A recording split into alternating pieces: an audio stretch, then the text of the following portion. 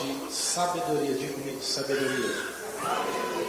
Peça a Deus que a todos dá liberalmente, diga liberalmente, e não censura, e ser-lhe-á dado. Hoje nós estamos em mais um dia dos princípios do Reino de Deus. Nós vamos falar sobre um princípio que é muito importante em todas as áreas da nossa vida. Um princípio que às vezes parece difícil de alcançar, porque é um princípio que está entre o natural e o sobrenatural. Alguns estudiosos e filósofos, principalmente os filósofos gregos, diziam que esse princípio está no transcendental. O que é o transcendental? É aquilo que está ligado diretamente à alma, às emoções, à vida da pessoa naquilo que ela realmente é. Porque nós não somos aquilo que vemos, nós somos aquilo que somos. Porque o que vemos simplesmente é o nosso corpo que nos faz habitar aqui na terra, que nos dá contato com as coisas da terra. E esse corpo tem os 5 sentidos conhecidos por todos: sentido do tato, olfato, audição, visão. Esses sentidos nos fazem estar ligados aqui à terra. Mas existe o eu verdadeiro, quem somos, que a Bíblia chama de alma, de coração. E quando a Bíblia fala de coração, não fala de um coração pulsante. Mais de 90% das vezes que a Bíblia fala coração, ela está se referindo à mente, ao intelecto do ser humano.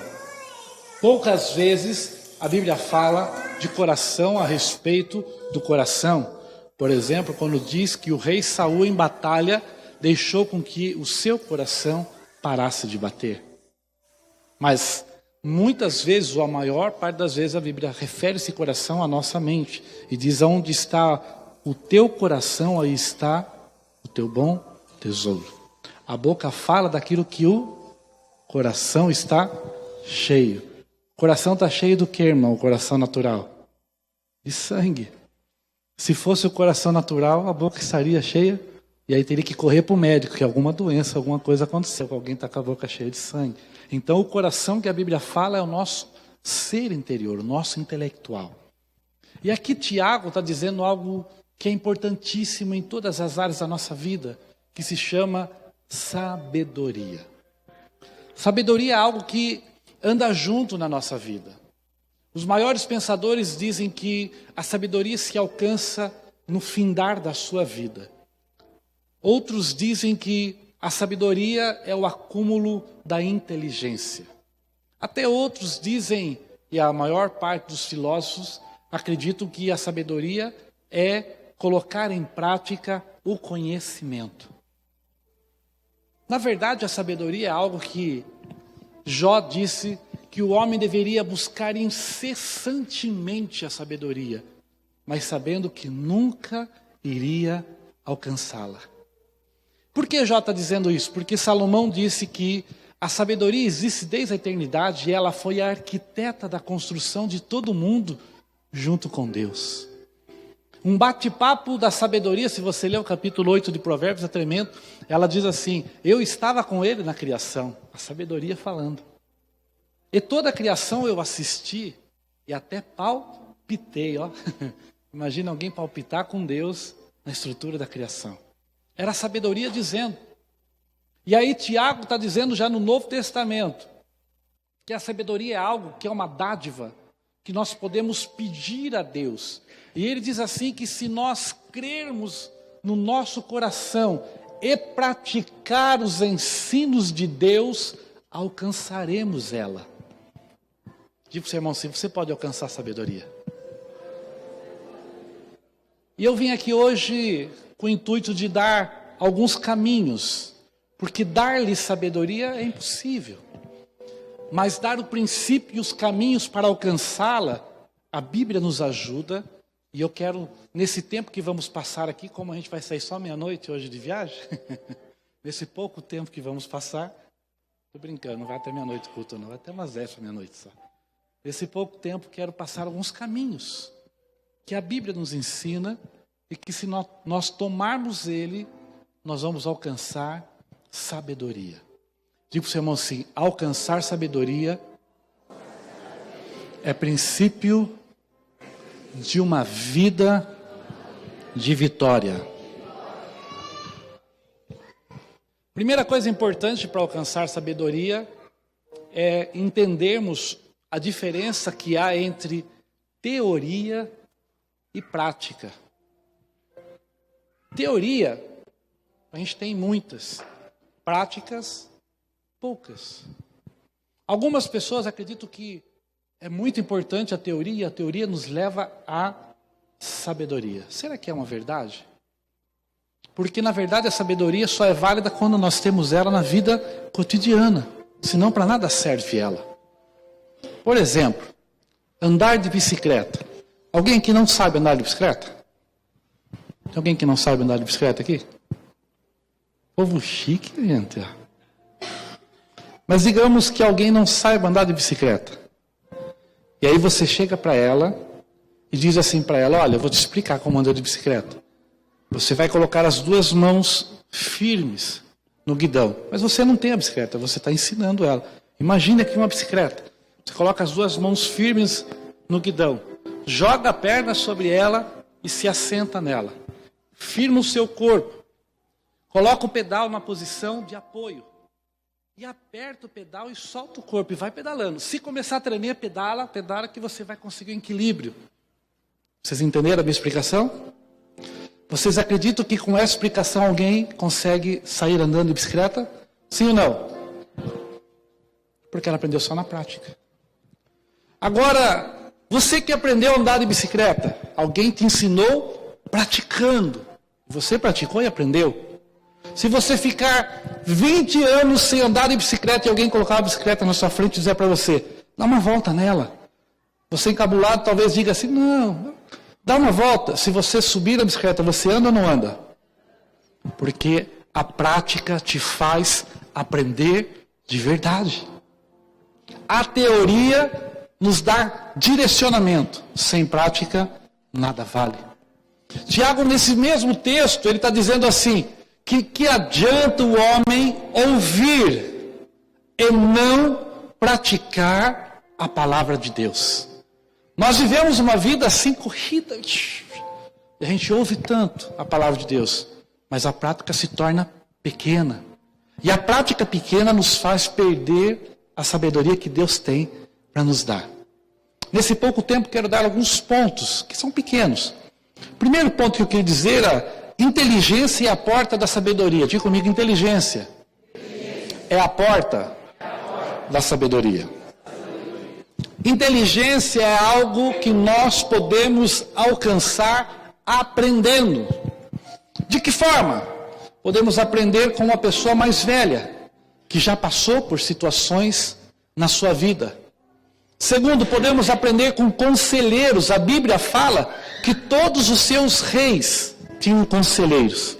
Até Salomão, o homem, segundo a Bíblia, depois de Cristo, o homem mais sábio, ele teve conselheiros. Esse se ajuntava com eles. E foi ele que escreveu a seguinte frase: na multidão de conselheiros há sabedoria.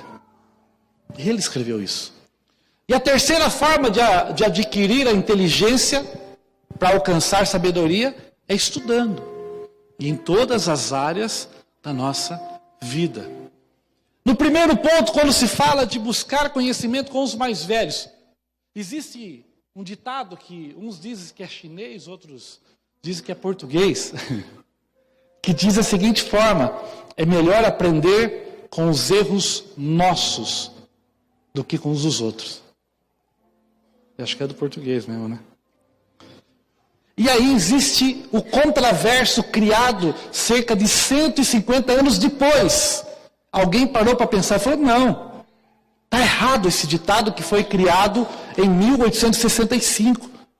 100 e poucos anos depois alguém disse assim: é melhor aprender com os erros dos outros do que com os meus erros. E aí ele criou o seguinte ponto de partida. Esse pensador disse assim: Para mim aprender com os erros dos outros, eu preciso procurar pessoas que já trilharam o caminho em que eu quero andar. Porque se ele trilhou por esse caminho e já chegou onde eu quero chegar, ele pode me ensinar a chegar mais rápido. Isso é conhecimento, inteligência, adquirir conhecimento para que eu possa, através desse conhecimento, gerar sabedoria nos passos que eu vou dar na minha vida. E quando fala a respeito disso, fala a respeito de você procurar em todas as áreas da sua vida pessoas que possam te ajudar e que tenham a mesma linha de conhecimento e princípios que você tem. Não adianta você procurar alguém para te ajudar a resolver um problema no teu casamento que é mundano, que tem conceitos fora do conceito da palavra de Deus, que não conhece a palavra de Deus. Ele vai dizer assim para você: separa, é mais fácil. E sabe por que o conceito de separar é mais fácil? Porque nós vivemos uma geração que tem sido alimentada pelo marketing das empresas, pelas informações que recebem, a entender que tudo é melhor trocar. Eu sou da época, eu lembro da minha avó. A minha avó tinha uma geladeira. Eu achava linda aquela geladeira. Era uma geladeira que, para abrir ela, você pegava uma alavanca e puxava. E aí ela destravava. Vermelha era aquela geladeira. E eu, desde pequenininho até a minha juventude, eu vi aquela geladeira. E eu vi várias pessoas, pastor, consertando ela. Ela quebrava, minha avó chamava alguém que consertava. E ali consertava ela. E aquela geladeira acompanhou o tempo. E eu vi a minha mãe sendo discipulada dessa forma, porque faz muito pouco tempo, eu acho que 1 ano ou 1 ano e meio atrás, que ela trocou a geladeira que ela tinha do casamento dela. Acho que uns 2 anos. Que não tinha jeito mais mesmo. Mas ela consertou e eu vi muitas vezes, porque a gente viajou muito. Eu peguei isso aí do meu pai, né? A gente viaja muito também, né? Meu pai já morou aqui em Sorocaba, Votorantim, Salto, e vai e volta e muda de casa. E eu tenho levado a família assim, né? Vamos para lá, vai para o Rio, vai para São Paulo, vai para Orlando, volta, vai para Votorantim. Vai... A gente é meio nômade na direção de Deus. E eu vi ela trocando, sempre arrumando. Sabe o que hoje o marketing tem ensinado? Se quebrar, troca. Hoje, os eletrônicos, esses dias eu estava vendo o testemunho de um rapaz que tem uma grande eletrônica, e ele falou: olha, minha eletrônica comportava 12 ou 14 televisões só na bancada, e estava difícil a crise, eu comecei a semear, a plantar, eu segui o conselho desse princípio do reino, a minha vida começou a mudar. Hoje a minha banca comporta cerca de 100 televisões e está cheia, graças a Deus. Eu me achei curioso, falei: que bênção. E você troca as peças assim, solda, tal ainda? Ele falou: não, agora é tudo descartável. Você vai lá, troca a placa, troca a tela, arranca fora, não tem mais conserto. Ou seja, a sociedade está dizendo que não se conserta, se troca.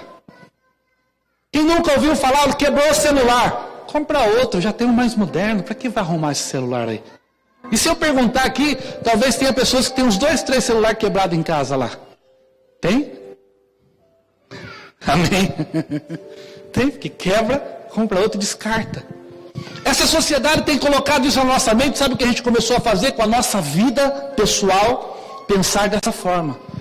Quebrou o casamento? Eu troco ele, vou para outro. Quebrou? Eu vou mudar. Eu quebrei um relacionamento dentro da igreja, eu vou trocar de igreja. Sendo que na verdade nós temos aqui consertar. E para consertar, a melhor forma é encontrar alguém que passou por essa fase e venceu.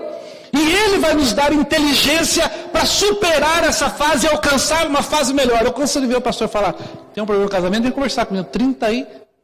32 anos de casado com a mesma mulher. Um santo. A pastora Miriam, santa. Pode aconselhar. Pastor, mas eu estou já no 2º, no 3º casamento. Mantenha esse. Pastor, então eu errei. Não. A sabedoria vem quando você coloca em prática. E muitas vezes não teve como restaurar e salvar lá atrás. Mas tem como seguir daqui da frente do jeito certo. E se tiver crise, saiba que o Senhor vai estar no meio dessa crise para te ajudar. Tenha inteligência quando você vai cuidar dos seus assuntos financeiros. Procure alguém que já passou por crise. Procure. E que tenha princípios. Porque senão a primeira coisa que ele vai falar para você, pare de dar 10%, vai sobrar um pouquinho mais para você resolver a crise. E aí você arruma um outro problema, que é vida espiritual com Deus. Tem que ter alguém que tenha princípios. Porque se tiver princípios, ele vai dizer assim, seja fiel a Deus, haja dessa forma. Quebre alguns cartões de crédito. Gaste um pouco menos. Estabeleça situações da sua vida e você vai ser abençoado. Metas. Procure estar no meio de pessoas que estejam acima de você espiritualmente e também esteja com a vida melhor que a sua. Ah, pastor, eu só ando com aqueles que, os derrotados. Aí você vira um crente de galinha de Angola, sempre, tô fraco. Vem pro culto, e aí, como você tá, irmão? Tô fraco. Tem que andar com gente que é vitoriosa. Pastor, então eu vou largar os derrotados para trás? Não, porque se você der a mão para quem está na frente, que é vitorioso, quando você estender a mão para trás, você vai estender para puxá-lo junto com você para a vitória. Isso é a forma de você ir em busca da inteligência que pode te dar sabedoria. Buscar inteligência. Ei, lembra que nós falamos sobre ter propósito, sonhar e buscar o nosso sonho? Isso exige um caminho, sim ou não? Quanto maior o nosso sonho, esse caminho pode ser um caminho cheio de ondas. E sabe quais são essas ondas? Chama-se capacitação para alcançar o meu sonho. Você está procurando se capacitar? Eu, quando comecei a minha jornada cristã, eu queria ser um grande pregador. E eu fui falar com Deus. Falei, Deus, coloca a Bíblia na minha cabeça. Aí sabe o que Deus falou para mim? Vai ler. Porque a gente acha que tudo é sobrenatural e a gente mistura fé com inteligência. E a gente fala assim, eu vou orar a Deus, Deus vai me dar tudo. Deus te dá, à medida que você buscar. Tem um texto na Bíblia que foi um dos primeiros que Jesus mostrou para mim, que estava escrito assim, e o Espírito Santo vos fará lembrar. Eu falei, puxa, podia ser adivinhar, né? Ia ser muito mais fácil. Mas ele fazia a gente lembrar daquilo que nós temos lido e ouvido. Ou seja, se não ler a Bíblia, não vira pregador. Você não vai ter conhecimento. E se você quer ir um pouco mais longe como um pregador ou como um conhecedor e ministrador da palavra de Deus, você deve estudar, se aprofundar, dedicar o seu tempo, fazer cursos. Na nossa vida secular é da mesma forma, porque muitas vezes nós estabelecemos metas grandes, mas não nos preparamos para alcançá-la. E aí, um dos princípios da sabedoria é adquirir inteligência. E a inteligência é adquirida através de conselhos de pessoas que já caminharam ou através de estudo. Eu quantas vezes fiquei falando para Deus, eu queria tanto falar inglês. Passei, acho que desde a época que eu casei com a Sibeli, acho que ouviu eu falar isso, eu queria aprender a falar inglês. Eu fiquei todo esse tempo querendo só. Aí esse ano, eu recebi um pessoal americano que veio ministrar em algumas igrejas aqui no Brasil, com uma unção tremenda. Eu falei, Deus, que bênção, eu queria poder receber algo novo. E por 2 ou 3 vezes eu fui ministrado por eles e eu não entendi nada. Parecia língua estranha, pastor. Aliás, era para mim uma língua estranha. Eu falei, Jesus, o que ele falou? Se ele amaldiçoou, eu estava dizendo amém. Claro que não foi isso que ele fez, mas não entendia. Eu falei, não, meta, para me alcançar o que eu quero, vou estudar inglês. Comecei a estudar inglês. Aí comecei a estudar inglês, Deus tocou no coração de um casal muito abençoado. E eles falaram assim, pastor, você não quer uma aula particular de inglês, você e sua esposa? Eu falei, estou dentro, estou fazendo 2 cursos de inglês. A cabeça está virando um nó. Meu Deus. Mas já sei falar bom dia, irmão. Good morning. Já deu um avanço já quando eu falei, who are you? I'm fine. Oh, que coisa linda. Estou aprendendo. progredi, eu já sei falar bom dia para os gringos. E sei perguntar como eles estão. Sei perguntar até a idade, que não é muito legal de perguntar, né? E descobri que idade em inglês é quão velho você está. É isso mesmo, né? Ah, eu não vou arriscar falar mais nada em inglês, porque eu já descobri que tem gente que fala aqui, ó. Vou ficar quietinho. Mas você está entendendo? Foco! Deus tem falado comigo para preparar uma escola diferenciada de teologia. E eu fiz básico, médio, bacharelado, mestrado, doutorado. Mas Deus falou assim, você precisa capacitar emocionalmente essas pessoas. E procurei buscar cursos para isso. No mês que vem vamos fazer um curso, eu, pastor. Para se capacitar para quê? Para poder ajudá-los. Para ajudar pessoas. Por que você está falando isso, pastor? Porque eu estou dizendo, a minha área é essa, ensinar pessoas. Eu estou procurando me capacitar para isso. A sua área qual é? Você está se capacitando para alcançar o sonho que Deus tem para você. Porque para você ter sabedoria, um dos princípios dela é você ter inteligência para executá-la. E a inteligência ela não vem através de milagre, ela vem alcançada por nosso esforço. E você precisa, pastor, mas eu já estou na idade. Não tem idade, irmãos. Esses dias eu vi uma matéria que eu fiquei apaixonado. Um senhor de idade tinha um foco, uma visão, um sonho. E ele, aos 70 anos de idade, foi tentar estudar, para aprender a escrever. Ele chegou na escola e acharam ruim colocar ele no meio de crianças, de pessoas, de pequenos. Só que o tema da escola era ensino para todos. Ele falou, é para todos, é para mim também. Disseram para ele assim, você não tem uniforme. Essa foi a desculpa. No outro dia ele voltou de uniforme. Tiveram que deixar ele estudar. E ele aprendeu a escrever. Quando ele aprendeu a escrever, ele escreveu uma carta para o nosso presidente da República. Porque o sonho dele era escrever essa carta. E para escrever a carta, ele foi aprender a escrever, para poder escrever. O que me chamou a atenção, o que nós queremos alcançar na nossa vida, nós temos que nos dedicar para alcançar aquilo. E muitas vezes a gente fica de braço cruzado esperando Deus fazer. Ei, Deus faz a parte dele, mas a nossa parte, Ele nos deu competência para isso. Ei, Ele te capacitou. Pode ter certeza, você vai alcançar o teu objetivo. Porque Deus está com você. Não pare no meio do caminho, siga em frente. Ah, pastor, mas às vezes eu vou ter que sacrificar algumas coisas. Sacrifica, irmão. Vai valer a pena. Porque quando você chegar lá e olhar para trás do caminho, é uma história que você tem para contar. E essa história, você vai poder ser mentor, conselheiro, ajudar tantas outras pessoas a passarem mais rápido por essa história. E você vai ver o quantos frutos você vai dar no reino de Deus. Através da sabedoria que Deus vai te dar.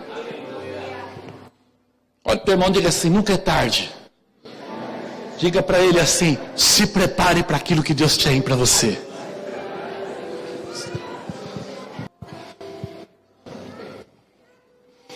Deus é bom demais. A segunda coisa que está ligada diretamente à sabedoria é prudência. Diga comigo, prudência. Diga prudência. E eu procurei entender prudência. O que é prudência? E aí eu comecei a ter várias explicações disso. Fui para o Aurélio. Fui para vários lugares para entender prudência. Conclusão que eu posso dizer para você o que é prudência. Prudência é você calcular tudo que você vai passar no trajeto para chegar aonde você quer chegar com convicção. Prudência é calcular as nossas atitudes antes que nós façamos ela. Prudência é calcular o caminho que nós vamos chegar. Por exemplo, eu vou rodar com o meu carro, um tanque de combustível nele, dá uns 300 quilômetros. Ele gosta de uma gasolina, pensa num camarada viciado em gasolina. Meu carro, 300 quilômetros. Aí eu calculo e digo assim, vamos esposa, para o litoral norte, Vamos, aquela praia que dá 350 quilômetros para chegar. E ela vai animada, põe as minhas filhas dentro do carro e vamos para lá. Só que eu encho o tanque em Sorocaba e falo assim, quando eu chegar lá eu abasteço. O que vai acontecer? Não vou chegar lá. Porque eu tenho 350 quilômetros para rodar e meu carro roda 300 com um tanque. Se eu tentar fazer isso, vai faltar o que na minha vida? Prudência. Eu não fui prudente e vou deixar minha família no meio da estrada por falta de combustível. Prudência é você calcular e saber detectar e avaliar, porque muitas das vezes você calcula onde você quer chegar e no meio do caminho vai ter percas. Mas se você calcular as percas, você às vezes vai entender que aquelas percas valem a pena, porque muitas vezes no caminho calculado amigos vão te deixar, porque você vai mudar a sua vida para melhor. Pessoas vão se afastar porque não vão acreditar no teu sonho. Mas você tem que calcular isso, que é melhor deixar isso e ir em busca do sonho, porque lá na frente você vai ter verdadeiros amigos com você. O conquistador espanhol que descobriu o Peru tem uma história tremenda. Quem conhece a história dele? Adalberto Pizarro, se eu não me engano o nome dele. A história dele é a seguinte: ele foi com um grupo grande de embarcações para o Peru. Eles sabiam onde era o Peru, mas eles foram para tomar a terra e explorar a terra. Quando eles chegaram, atracaram as embarcações, ele fez todo mundo descer e pediu para descerem tudo que tinha no navio. E desceram tudo que tinha no navio, e o pessoal falou, bom, vamos montar aqui um QG na terra, em vez de ficarmos no navio. Montar um QG e daqui a gente vai fazendo todo o trabalho que precisar. Ele falou, bom, desce tudo. Quando desceram tudo, à noite, ele juntou os mais próximos dele e chamou eles e falou assim, queima os navios. Ele calculou o que ele queria para a vida dele. Os perigos que podia acontecer. Calculou tudo. Quando acordaram, os navios todos estavam em chamas. Alguns até acharam que era algum ataque inimigo. E ele falou, não, eu mandei queimar os navios. Por que o Senhor mandou queimar os navios? Porque o nosso futuro está em desbravar essa terra e não em retroceder. Ele calculou. Pastor, esse exemplo secular, beleza. Elias, Deus manda ele ungir um profeta no lugar dele. E Elias passa e encontra Eliseu. E Eliseu estava trabalhando a terra com 12 juntas de boi. E ele arando a terra e puxando, e vai boi, e puxando o boi, arando a terra. Quando de repente Elias chegou até Eliseu e falou assim, você vai me substituir, eu vou te ungir no meu lugar. E bateu com a capa dele. Ele falou, eu vou, espera só um minutinho. Matou os 12 boi e queimou tudo, todos os equipamentos que ele tinha. Ele falou, agora eu vou seguir você. Por que ele fez isso? Para que nunca voltasse o desejo no coração de voltar atrás daqueles bois e voltasse a trilhar a terra. Agora eu vou para o futuro. Ele calculou as percas que valiam a pena para alcançar o futuro. Prudência é você entender que muitas das vezes você vai ter percas, mas você vai ter percas conscientes e você vai calcular, vale a pena eu perder isso, vale a pena eu deixar isso, vale a pena eu mudar de cidade, vale a pena eu ir para outro país, vale a pena eu fazer aquilo outro, vale a pena eu deixar tudo pelo ministério. Você calcula as percas, porque você sabe que o teu alvo vale a pena, é muito maior, é muito melhor, porque é o que Deus tem de melhor para você. Prudência é calcular antes de começar. Não sair no fazejamento, que a gente tem costume. E as igrejas têm muito isso. Costume do fazejamento. Quem já ouviu falar dessa palavra? Fazejamento. Pastor, eu nunca achei isso no Aurélio. Vou explicar para você no Ivanrélio. Ivanrélio. Fazejamento é você pegar um projeto para fazer e sair fazendo. E ver o que dá no final. Isso é fazejamento. Planejamento é você pegar alguma coisa para fazer, parar, gastar um tempo para você chegar no objetivo da melhor forma possível e do jeito que precisa. Abraão Lincoln diz que se dessem para ele 10 horas para cortar uma árvore, ele levaria 9 horas afiando o machado. Não sei se está bem certa a quantidade de horas, mas o exemplo é esse. Quanto que é? Sei lá. Afiando o machado em maior tempo. Sabe o que significa isso? Planejar. Planeje o que você quer fazer para você startar a sua vida. Calcule o que você pode perder no meio do caminho. E abra mão, se for preciso, de coisas. Porque o que Deus tem para você é muito maior. Você pode virar para alguém e profetizar para ele e dizer assim: Deus tem muito mais para você. Para você completar essa palavra profética, diga para ele assim: mais tem Deus para você do que você já tem.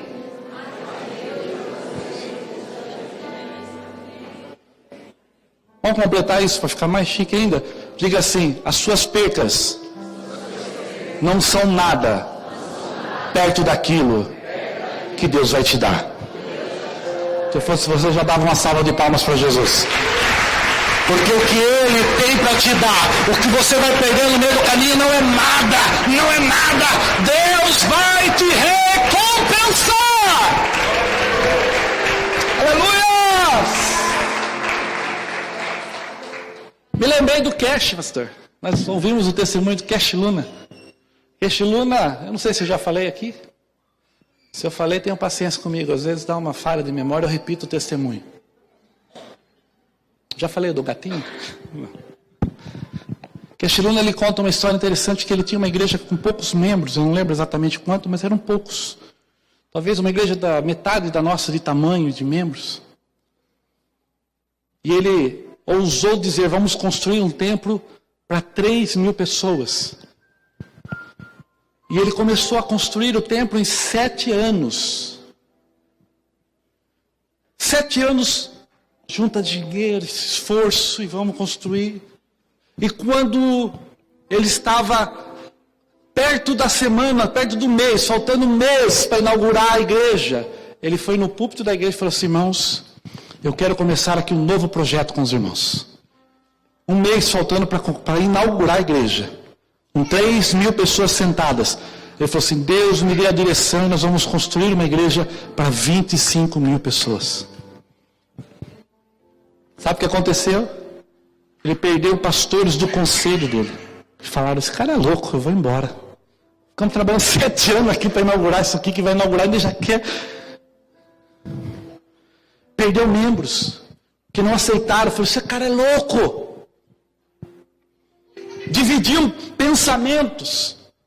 Mas ele calculou, ele sabia que teria percas. E aí ele falou que quando ele inaugurou o templo e começou a construção do templo maior, em um mês ele arrecadou o que ele demorou 7 anos para arrecadar. E Deus deu estratégia, ele construiu a empresa para fazer o concreto da construção. E deu emprego para os membros da igreja que multiplicaram. Ele construiu um refeitório para fazer alimentação para as pessoas que trabalhavam na construção. E foi usando, e foi trabalhando, Deus foi multiplicando.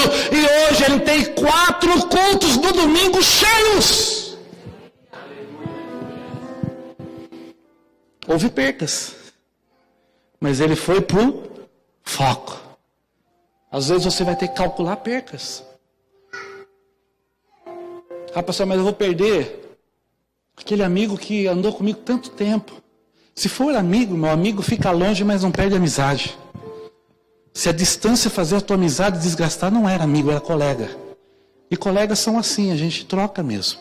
Amigos nós não trocamos. Amigos nós, hoje ainda com o zap, a gente não perde contato. Pode começar a calcular, irmão. Eu estou dizendo para você profeticamente, tem gente que vai acordar amanhã com a cabeça virando a 1000. Porque Deus vai começar a te ajudar a calcular as percas, os ganhos, para você entender aonde Deus vai te levar. Porque Deus vai te levar em lugares grandes. Hoje é noite dele te dizer, princípio da sabedoria. Deus vai te dar sabedoria para alcançar as riquezas do reino de Deus na sua vida. Aleluia. Outra base. Sabedoria espiritual vale mais do que a sabedoria natural. Sabe o que faz diferença entre 2 grandes sábios? O sábio natural, ele tem os limites pautáveis naquilo que é racional. O sábio que entende as coisas espirituais, aleluia, ele é pautado no infinito de Deus. Para ele não tem limites. Vou te explicar melhor. O homem sábio natural, ele está pautado naquilo que é natural. Ele só vai até onde a sua vista enxerga. O sábio que anda segundo a sabedoria espiritual, ele não vai na vista, ele vai na visão. Ei, deixa eu dizer algo para você. Paute a sua vida na sabedoria espiritual de Deus. Como isso, pastor? Tiago está dizendo, pode pedir a Deus que Ele tem muito para dar. Você tem que entender que a sua vida, quando você aceita Jesus e você começa a andar com Cristo, ela não está mais limitada só nas coisas naturais. A sua vida começa agora a estar limitada no sobrenatural de Deus.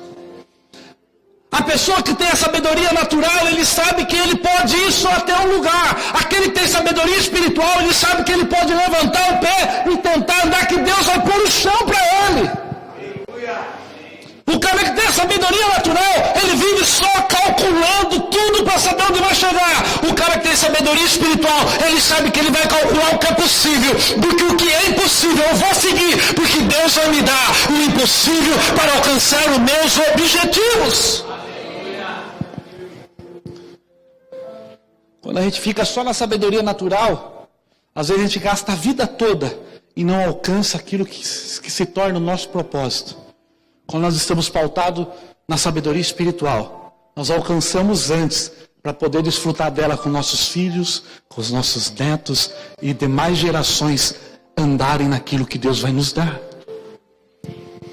A sabedoria espiritual, ela anda junto com a palavra de Deus. E a palavra de Deus é algo tremendo, irmãos. Porque quando nós ouvimos a palavra e praticamos ela, nós começamos a praticar a sabedoria espiritual de Deus na nossa vida. O grande problema, sabe qual é? É que, segundo estudiosos, cerca de 89%, por que não dizer 90% para arredondar, 90% das pessoas que vão à igreja, quando saem na porta da igreja, já não se lembram mais daquilo que ouviram na mensagem.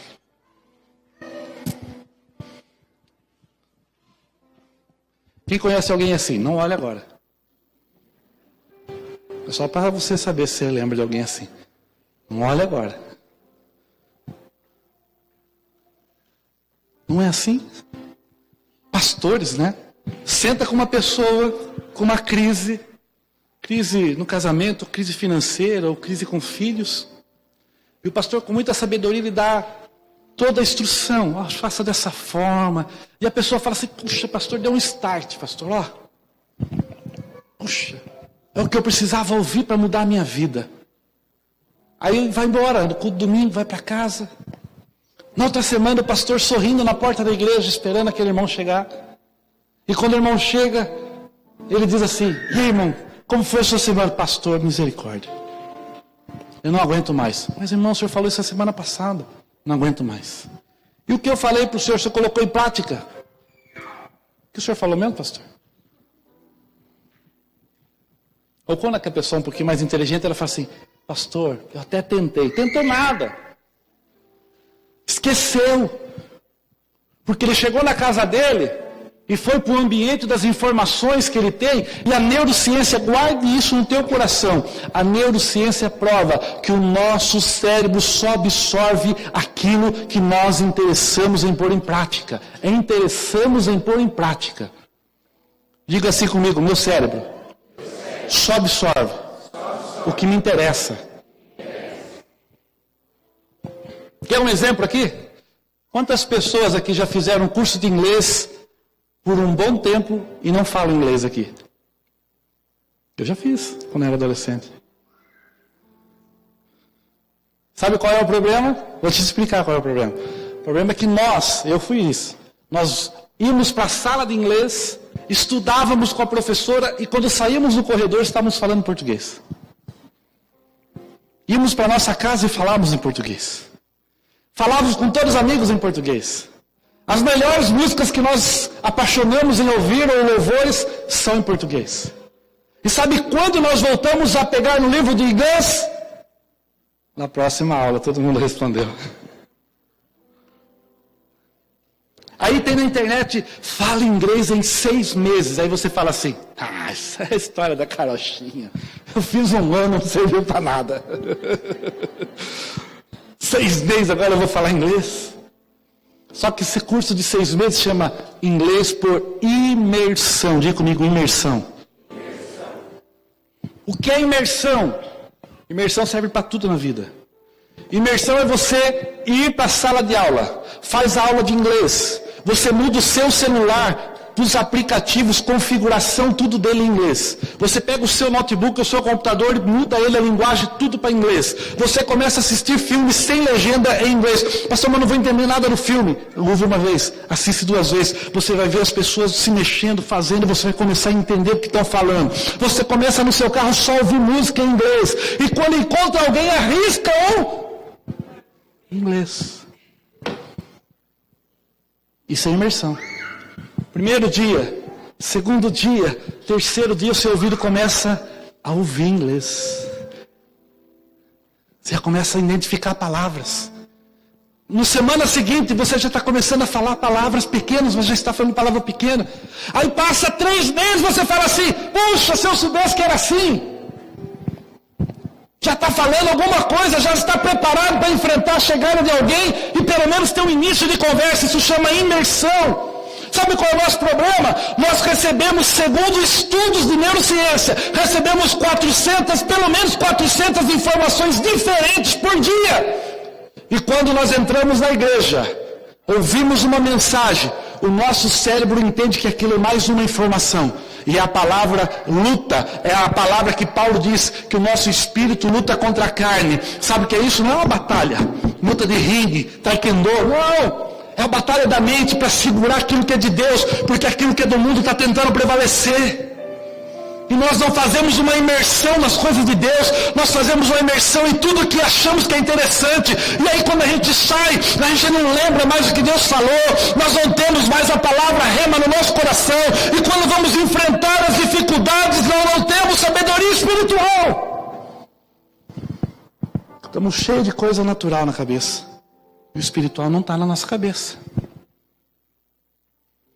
Deus quer te despertar para as coisas espirituais, porque isso vai fazer você viver o sobrenatural. Ei, Deus está chamando você, a nossa igreja, para sair do natural e irmos para o sobrenatural. E nós vamos. Mas para isso precisamos fazer uma imersão nas coisas de Deus. Precisamos imergir no reino de Deus. Ai, pastor, como que eu faço então? Mesma história do inglês. Seu carro só vai ouvir coisa de Deus. Você vai procurar ler no seu celular as coisas de Deus. Quando você for publicar alguma coisa no seu Facebook, você não vai mais publicar piadas do governo. Você vai publicar coisas de Deus. Você vai começar a imergir nas coisas de Deus. E Deus vai começar a te dar sobrenatural. Porque a tua fé é pautada em ouvir. E ouvir a palavra. Deixa eu te dizer uma coisa. Muito clara. O versículo diz assim. A fé vem e pelo ouvir. Olha quanta pessoa falou a palavra de Deus. Não está escrito isso. É igual aquele versículo, no mundo tereis aflições, mas tem de bom ânimo, porque eu venci o mundo e... Meia dúzia falou, vós vencereis, não está escrito vós vencereis. E eu venci o mundo, ponto final. E aí Paulo diz assim, se ele venceu o mundo, nós somos mais do que vencedores em Cristo Jesus. Quem é mais que vencedor é aquele que não precisa vencer para ser vencedor. Alguém venceu por ele e ele recebeu a vitória por Cristo Jesus. A fé vem pelo ouvir e ouvir a palavra, ponto final. Porque muita gente acredita em mentira, porque ele fica ouvindo a mentira e coloca a fé dele na mentira e começa a dizer como se fosse verdade. A fé dele está pautada nisso.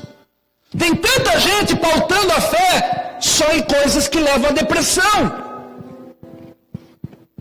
A fé é pautada naquilo que nós ouvimos. A palavra que entra aqui nos molda a fé. Mas se você imergir nas coisas de Deus, você vai ser movido pela fé das coisas de Deus. Os apóstolos passaram por uma imersão de 3 anos. Tremendo foi isso. Com esses 3 anos, um dia Jesus veio caminhando sobre as águas. Sabe o que Pedro falou? Deixa eu ir também. Se ele não tivesse uma imersão no Evangelho, nos ensinos de Cristo, ele não falaria isso. Mas ele estava numa imersão de Deus, e Jesus falou para ele assim, venha, e ele desceu e andou sobre as águas. Talvez você diga assim, pastor, mas ele afundou, e daí ele andou. Quem sou eu para falar mal dele? Eu não andei. Ele andou. Ele estava imergido 3 anos com Jesus. Quando Jesus foi embora para o céu, Jesus falou assim, vamos mandar o Consolador. Sabe o que eles fizeram? 10 dias imergidos no Evangelho dentro de um lugar. Orando, buscando, lembrando os ensinos de Cristo. E buscando e lembrando os ensinos de Cristo. Sabe o que aconteceu nesse período de 10 anos? Começou com 500 pessoas. Só 120 ficaram até o final. Só 120. Só que esses 120 participaram da vinda do Espírito Santo. Deixa eu dizer uma coisa para você. Procure inteligência. É muito importante. Segundo ponto, prudência. Calcule tudo. Terceiro ponto, imerja nas coisas de Deus. Tenha uma imersão nas coisas de Deus, para você ter sabedoria espiritual sobre a sua vida. Hoje eu quero ministrar que você saia daqui preparado para receber sabedoria de Deus para tudo que você vai viver. Eu quero ministrar sobre a sua vida, para você pôr em prática. Ei, não deixe o inimigo roubar essa palavra ou as demais palavras que você vai ouvir na porta da igreja. Não. Faça uma imersão. O que é uma imersão, pastor? Anote os tópicos. Pegue e acesse a conta do Facebook da igreja. Assista de novo a mensagem. Se for preciso, assista de novo. Até você tomar posse de verdade, o seu ouvido, ouvir a palavra que você precisa ouvir. E você vai começar a praticar aquilo que você está aprendendo. E aquilo que você está aprendendo vai te levar para aquilo que Deus quer te levar. Porque muito grandes são as coisas que Deus tem preparado para nós.